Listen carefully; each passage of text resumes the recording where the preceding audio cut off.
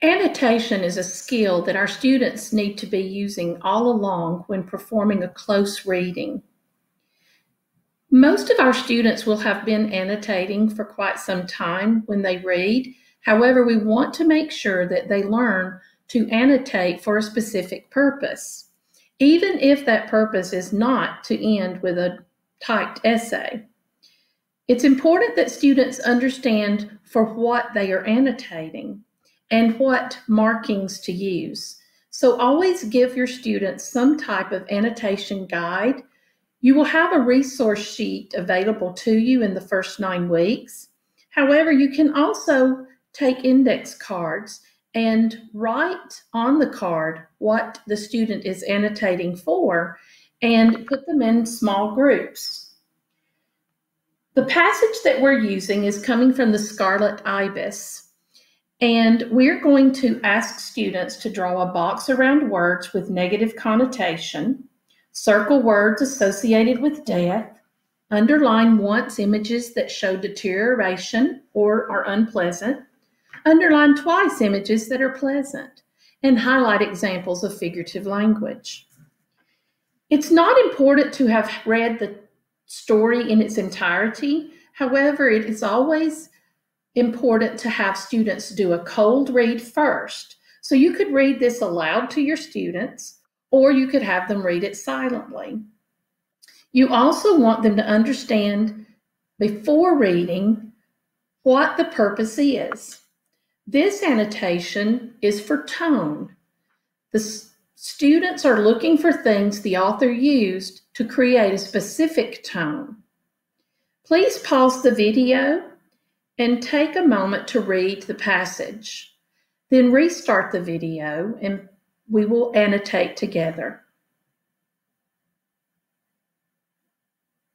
Once you have read the passage, you will see that in the first paragraph, there are several words that have a negative connotation.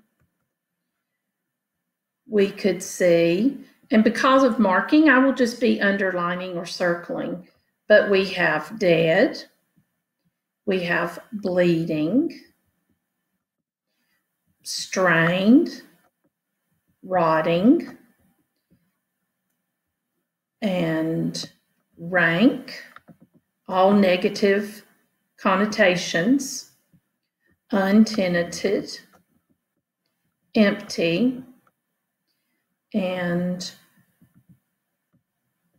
we have even the word dead itself. We also have words in the second paragraph that are positive that start at the end of the first paragraph. Blooming.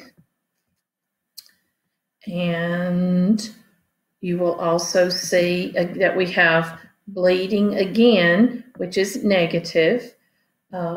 We have singing, gleaming white, stand straight, cool.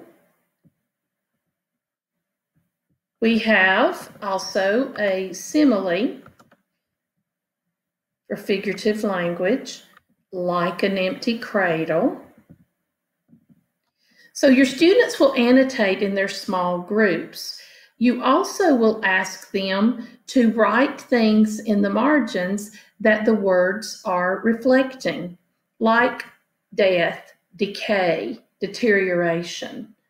But in the second paragraph, you see things that are more life-giving and perfect.